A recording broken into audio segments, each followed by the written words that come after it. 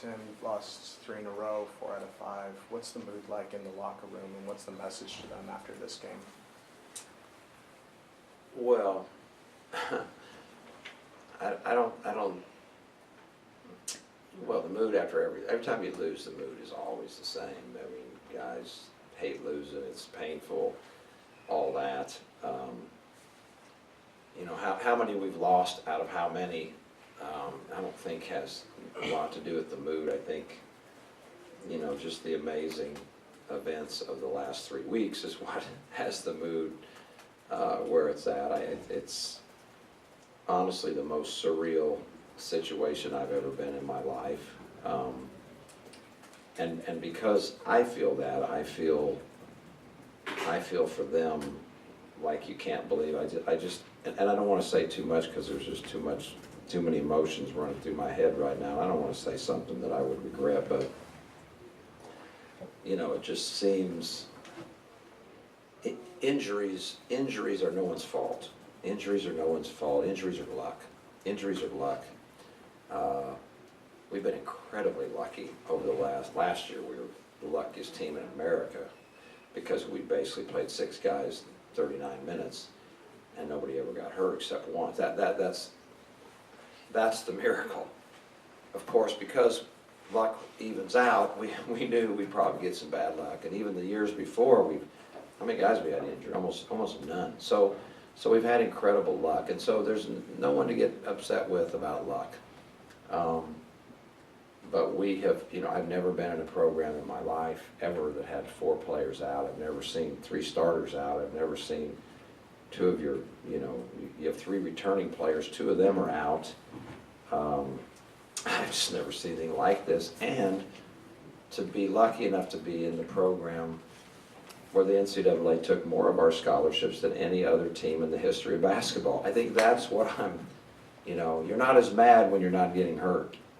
When you're lucky and you're not hurt, you're just a little mad that they would make your program the one where they took the most all-time scholarships. But I was always a little mad about that. But now, when you have the bad luck, it just seems, again, it seems surreal. I've coached for so long. This is the first place I've ever coached 6 basketball players, and I did it 2 years ago, last year, and this year. And this is college basketball. This is major college basketball, and it just feels very, very unfair to an awful lot of people. So when you talk about the mood, for me the mood is like how bad these guys were cheated, and you know. So you ask about losing 3 or 4. I think this was a great basketball team. At one time, this was an amazing team to me. This team with 8 guys beat Arizona, USC, who had 9, and we beat Boise badly, who's very good. This was a heck of a basketball. Won at Wichita without Jure. This was a heck of a basketball team. A heck of a basketball team. And so I think that's what that's what the mood is they all know that, and they had high expectations, and they're achievers, and they're winners, and then to be asked in the last several weeks to do what's going on, and you don't even know the half of it. Okay, you guys don't know the half of it. It's not just the guys sitting over there with the crutches. We got other guys playing. You know, I don't want to go into it. God, I'll just give the scatter. We got other guys that maybe could figure it out for tonight. But we got other guys. I mean, it's, you know, we got 2 healthy guys right now, and then someone might say, well, man, you guys need to cut down on your practice. We barely practice. We don't have enough guys. So we get hurt in shoot around, and we get hurt in layup line, and I don't know where else we get hurt. But so the mood is, for me, to them is, you know, it's just, it feels very unfair. And yet my message to them is not about feeling sorry for ourselves. It's about life. Ironically, I talk to teams all the time about how adversity, it's all about adversity. Everybody's a wonderful person. I get treated great, you know, when we're winning like crazy. Oh my gosh, it's just wonderful. And everybody acts wonderful when everything's going good. But boy, do things change when things don't go so well. And that's adversity, and that's what you gotta learn to deal with in life. That's what these guys, our players, I try to teach them, that you're gonna get out there and you're gonna think losing a couple basketball games was adversity. That's not even remotely close. So, what we're talking about is this could be the best growth you ever have in your life, because you're gonna have to see who you really are, what you're made of. If you're gonna be a blamer and a whiner, and you're gonna back off, and we're gonna try to fight every step of the way. And I think that's what we're all should be about in this game. Are we doing the very best we can with the best attitude? Given how many guys we do have or don't have, any team should be judged by how much you're maximizing the great things about being a competitor. How much time did you have between when Ethan got hurt for you and your staff to either alter or adjust your game plan, and what kind of tweaks did you? About an hour. Did you try to make any tweaks or adjustments? Well, I mean, what can you do? Come on. Right. I mean, what are you gonna do? It's an hour before the game. We have one guy over 6'5" now on our team. We've lost 3 others, if I'm counting right. Maybe it's 4 others. There's nothing you can do. I mean, there's nothing you can do. You talk in the locker room about, hey, you may have to do this and that. I mean, we barely have a, you know, we you can't do anything. Put it that way. You can't just. What are you going to do? And you're playing Cincinnati. And by the way, Cincinnati's a great team. I need to talk about them. They're a great team. You know, had we been our full team, the one that we had, 3.5, 4 weeks ago, we were looking forward to this game. It could have been a great game. It would have been a great game. Now, I'm not saying we'd win the game. I'm not trying to give you any of that. But they know, we know. This was set up to be one heck of a game. And it's so disappointing that we had, you know, we didn't have our team. And I don't mean to disrespect, we had some of our guys, but that's not a basketball team. That's not a college basketball team. And that one hurts too, because this would have been a great, you know, I love the big games and the high level, you know, it could have been a high level crowd, all that. But, you know, we didn't have a chance, really. Anything else? What did you see from your offense to start the second half? We just missed every shot. I mean, you know, if we were going to have a chance to win this game, we were 1 for 18 at one time from 3. I mean, I don't know if you checked, but we're a good 3-point shooting team. And I thought we got quite a few wide open shots.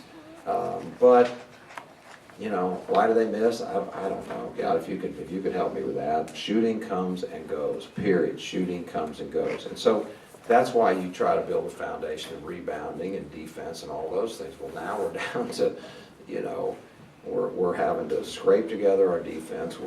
We're incredibly small in terms of rebounding.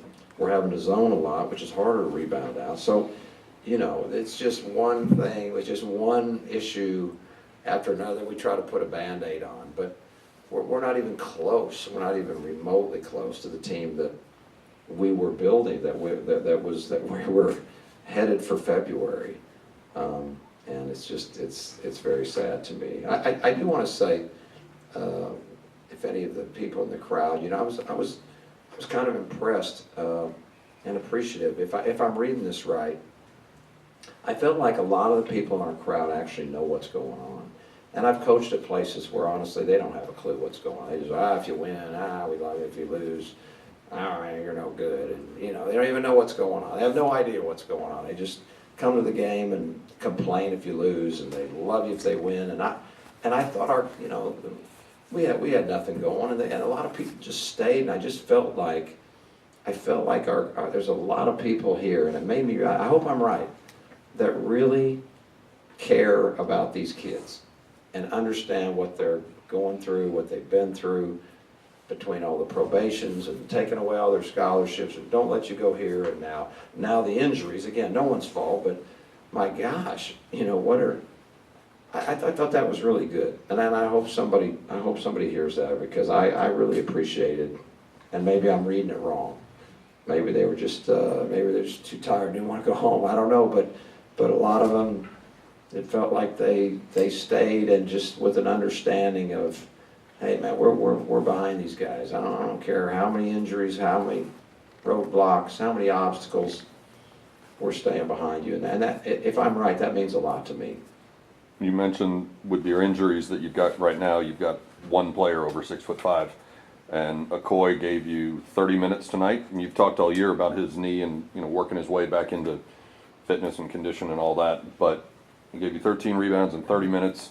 Short of wrapping him in bubble wrap, what can you do to try to help him get through what lays ahead, what you're about to ask him? And that bothered me too. I don't want to play him, you know, we don't want to play him that long, but gosh darn, you gotta take your hat off to him. He did one heck of a job, playing more minutes than he actually needs to, but I really respect what he tried to do, and he, you know, I just hope that the next couple of days he has a good recovery from that. I'm hoping beyond hope that that Ethan, it's not serious.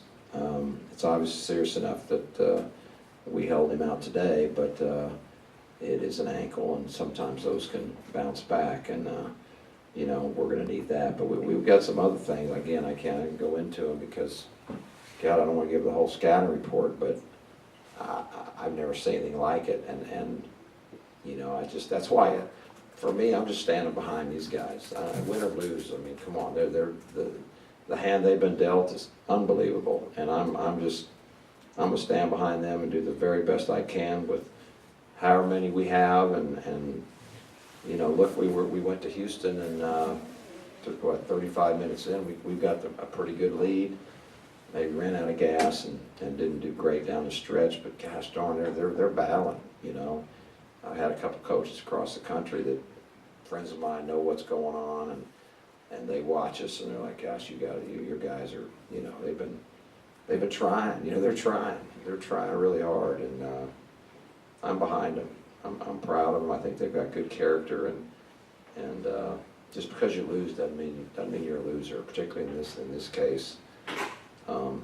You know, as long as you keep fighting, you got good attitude, to me, you're a winner. Elijah Randrum and Will Douglas have gotten a lot of playing time with the injuries. What have you seen out of them over the last couple of games? I think they're playing well. Unfortunately, tonight they didn't shoot well, but you can't just put those. That was epidemic for us for the most part. But I see them making more and more plays, getting more confident, and developing into guys. You know, we need them in the future to be really good players, and I have confidence that they will. Tonight, you know, pretty tough, pretty big stage. You know, it's a top team, and who knows, maybe that had something to do that maybe it didn't, but thought they got good shots, didn't go in. And another thing, you know, confidence is critical. Confidence is absolutely critical, and when things haven't been going great, you know, you're obviously not quite as confident. We need something good to happen, and maybe that's Wednesday night, and we'll see how many guys we line up with, how many guys can run, and how many guys can actually get their hand to make a shot. So hopefully we'll have enough, and we can regroup and not feel sorry for ourselves, but also understand realistically what it is we're up against. At the end of the game, it looked like your visit with Mick Cronin was maybe a little bit longer than some with some other coaches. Can you share anything about what he said to you? Oh, I was doing most of the talking. Yeah, I really like him, and you know, his